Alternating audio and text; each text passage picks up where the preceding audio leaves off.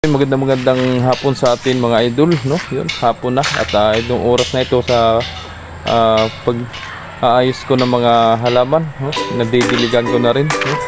At kung meron kayong mga bakanting lote na katulad ng lote na tinaniman ko dito na 100 square meter na mapapakinabangan habang wala pang nakatayong bahay, no? O kaya building. At mapakita ko sa inyo yung mga halaman na yan at magagandahan na ngayon, no? Napakaganda na at kita nyo naman napakataba at napakaganda talaga, sobra, no? Makikita talaga pagkagaling ka sa trabaho, ito ang mabungan sa iyo. Talagang mawawala yung stress, no? Yung pagod, at ito ang makikita mo. Yan.